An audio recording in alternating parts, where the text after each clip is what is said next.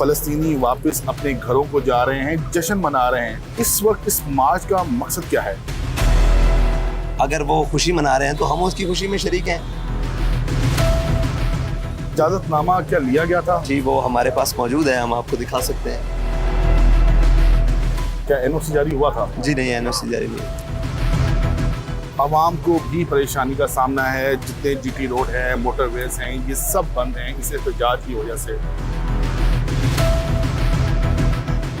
हमने तो नहीं की। सरकारी अमलाक को नुकसान भी पहुंचा है। कभी हो ही नहीं सकता। हम तो गारंटी देते फिरते हैं कि हमारा कोई धरने का प्रोग्राम नहीं है। मुज़ाकरात के लिए हमारे साथ किसी ऑफिशियल ने अभी तक कोई रब्ता नहीं किया। आप अभी ऐलान करें गोली नहीं चलानी, बैठकर बात करें। बैठकर बात करते हैं।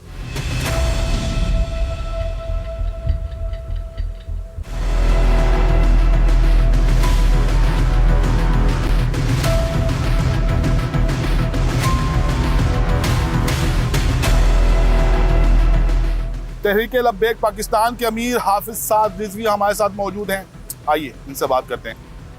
अस्सलाम वालेकुम हाफिज साहब। जी वालेकुम सलाम। हाफिज साहब, ये मार्च चल रहा है, इसको गजा मार्च कह रहे हैं। सबसे पहले तो ये बताइएगा, इस मार्च का मकसद क्या है? इस मार्च का मकसद सिर्फ और सिर्फ फ़लस्तीनी भाइयों से और गज़ा के मुसलमानों से यकजहती है और कोई मकसद नहीं। आवाम जो हैं वो इस सवाल कर रहे हैं कि इजराइल और फ़लस्तीन के दरमियान एक अमन मुआहदा हो चुका है। फ़लस्तीनी वापस अपने घरों को जा रहे हैं, जश्न मना रहे हैं। इस वक्त इस मार्च का मकसद क्या है? इस मार्च का मकसद फिर भी यकजहती है।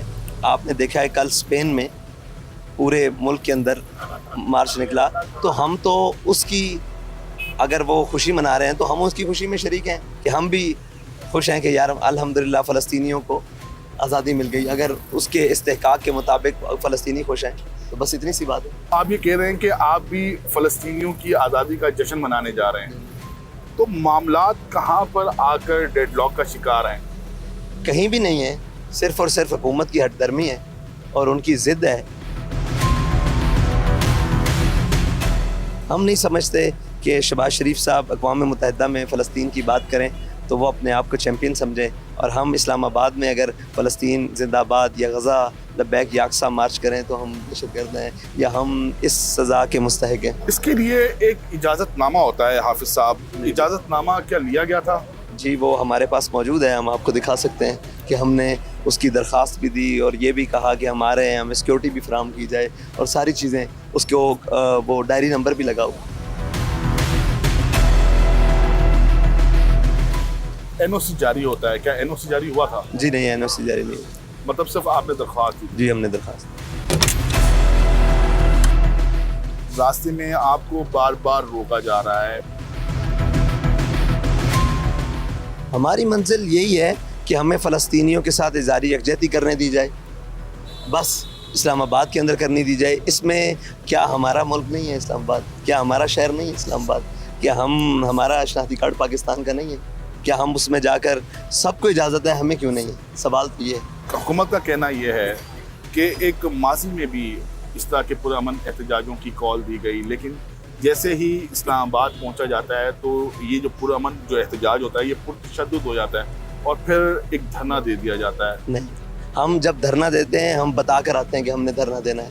हम पहले दिन से लेकर अभी तक कह रहे हैं कि हमारा कोई धरने का प्रोग्राम नहीं। हम सिर्फ एक मार्च, यार पाकिस्तान के शारा दस्तूर पर क्या इस्लामाबाद के नहीं ये एजाज़ होना चाहिए कि पाकिस्तानी निकलें और अपने फ़लस्तीनी भाइयों के साथ यकजहती कर रहे हैं? ये क्या बात है? हुकूमत इसको क्यों मना कर रही है, आपको क्या लगता है? मुझे तो ये लगता है कि ट्रंप से हाथ मिलाने की बहुत बड़ी कीमत पाकिस्तानी कौम को देनी पड़ेगी और सबसे पहले हम दे रहे हैं। बाकी इसके बाद मेरी आज छठी इस थोड़ी सी कहती है कि कहीं इसराइल को तस्लीम तो नहीं किया जा चुका। इस कदर कोई और वजूहात नहीं है। कहीं इसराइल को तस्लीम किया जा चुका है और इसराइल के ख़िलाफ़ जो पाकिस्तान में सबसे तवाना आवाज़ है उसको दबाने की कोशिश हो रही है। एक जमात है जिस पर पाबंदी लगा दी जाती है 2021 में, फिर वही जमात जो है वो इलेक्शंस में हिस्सा भी लेती है। ये कैसे हो रहा है? प्रोस्क्राइब जो हुई थी उसको ख़त्म करवाया गया था, वो भी एहतजाज के ज़रिए करवाया गया था और एहतजाज की वजह से ही प्रोस्क्राइब हुई थी। फ़लस्तीन के लिए कौन सा ऐसा मुल्क है जो जमहूरी ना भी और वहाँ एहतजाज ना हुआ? कुफ़ार ने एहतजाज किया, कुफ़ार के ख़िलाफ़, कुफ़ार के मुल्क में, वहाँ इस तरह जुल्म नहीं हुआ जो हम पर जुल्म हुआ। आपको पता है हमारे इस वक्त कितने ज़ख्मी हैं जो बुलेट्स हैं? 70 से ज़्यादा। हमारे ज़ख्मियों की तादाद समझ ही नहीं आ रही कि जो बुलेट से ज़ख्मी होता है हमें उस पर अस्पताल जमा करवाते हैं, वो ज़िंदा बचता है या नहीं, इसलिए कुछ कह ही नहीं सकते।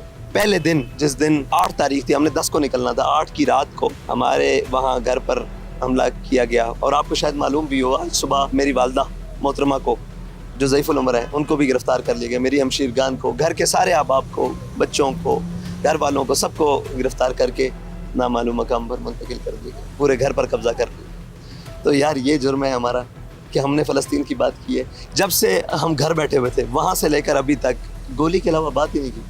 गोली क्यों चला रहे हैं? हमें तो समझ नहीं आ रही गोली क्यों चला रहे हैं।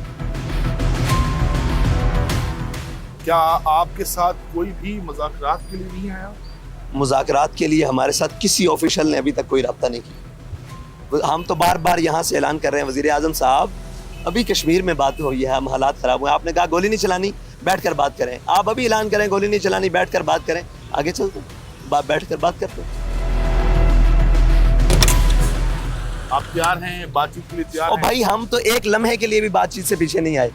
आप मुझे बताएं, घर से बच्चों को उठाकर एक नामालूम कॉल आए कि आप यहीं से वापस चले जाएं, यहीं से ख़त्म कर दें ऐसे कल, फिर शहदा, फिर हर किस्म की। ये तो बात नहीं है। हमसे कोई बात करे, वज़ीर आज़म बात करे, वज़ीर दाखिला बात करे, वज़ीर ख़ारजा बात करे। आवाम को भी परेशानी का सामना है, जितने GT रोड हैं, मोटरवेज हैं, ये सब बंद हैं इस एहतजाज की वजह से। हमने तो नहीं की। हमने तो, हमारे नायब अमीर पीर ज़ैनुल हसन शाह साहब को गिरफ़्तार किया गया, हमने एहतजाज भी नहीं किया। हमें मालूम था कि हम एहतजाज करेंगे तो ये कहेंगे कि इन्होंने देखें पहले पहल किया। हम तो घर में बैठे हुए थे और हमारे घर में आकर हमारे 2 शहीद किए गए। एक शहीद की लाश देकर आज तक वापस नहीं गई, उसकी जो एम्बुलेंस में उसकी हम 2 हमशीरा और एक भाई थे वो भी साथ में ले। बहुत बड़ी जुल्म की दास्तान है, बहुत बड़ी जुल्म की दास्तान है। अगर अभी मुज़ाकरात हो जाते हैं तो आप अपना एहतजाज यहीं पर ख़त्म कर देंगे? फ़लस्तीन से यकजहती करेंगे पाकिस्तान में, जहाँ हमने मंजिल दी हुई है। हमें ये तकलीफ है कि धरना देंगे, हम तो गारंटी देते फिरते हैं कि हमारा कोई धरने का प्रोग्राम नहीं है, कोई किसी किस्म का प्रोग्राम नहीं है, सिर्फ यकजहती के लिए जाना था। और हमारा मार्च भी फैज़ाबाद से वो अमेरिकन एम्बेसी तक था, वो उसको बढ़ाकर वहाँ सारा यहाँ जुल्म की दास्तान रकम करके तो हमें यहाँ से निकलना पड़ा। आप इस्लामाबाद में थे, इस्लामाबाद से वापस आए और कल वापस इसलिए आया कि यहाँ क्या जुल्म बबा कर दिए। एक मिनट सबर, ये वो है जो मैं सिर्फ एक मुट्ठ में भर के आपके सामने रख सकता। ये क्या है? ये एक मुट्ठ में तादाद गिन नहीं सकते। ये देखिए, कल रात से तकरीबन मगरिब से अभी तक, और पहले जो कुछ 8 की रात थी, ओहो 9 की रात, क्या जुर्म है हमारा? सिर्फ पूछते हैं क्या जुर्म? गोली क्यों चलाते हो? गोली क्यों चलाते हो? गोलियां भी मार रहे हो, फिर ये कह रहे हो कि हमने सबसे ज़्यादा फ़लस्तीन के लिए किया, हमने ट्रंप से 20 नकात लिखवाए और ये किया, तुम उनके लिए ये किस लिए? और यहाँ पर जो दूसरी ये आया है, इनके अंदर ये जो लिखा हुआ है मेड इन पाकिस्तान, गज़ा वाले खुशकिस्मत हैं जी, ये गज़ा वाले खुशकिस्मत हैं कि उनको मेड इन इसराइल लगती है। हम इतने बदनसीब हैं कि हमारे बाबा व अजदाद ने जो ये लिखा हुआ है, ये लिखा हुआ है, ये क्या लिखा हुआ है, ये देखिए जी, ये लिखा हुआ, ये तो बेशुमार हैं, आप देख ही नहीं सकते, जहां हाथ मारेंगे नीचे शहर पे। ये देखें, ये ले, ये ले। अब साहब, आप समेत आपके कारकुनान की जानों को भी खतरा है।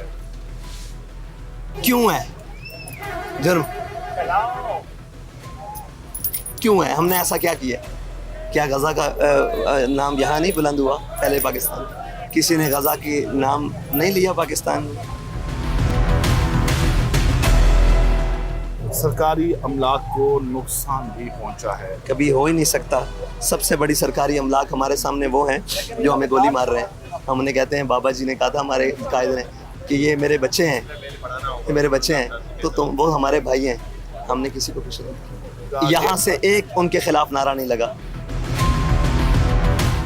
हमारे साथ ये कुछ ईवी एम्बुलेंस वाले भी आए हैं। आपके किसी कारकुन की मेरे ख्याल में मैयत है जो उसके अंदर है, ये आपसे रिक्वेस्ट कर रहे हैं कि कोई इनकी गाड़ी इनको वापस कर दी जाए।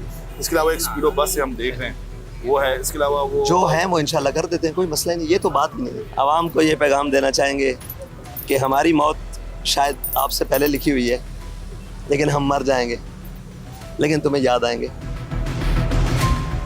बहुत शुक्रिया।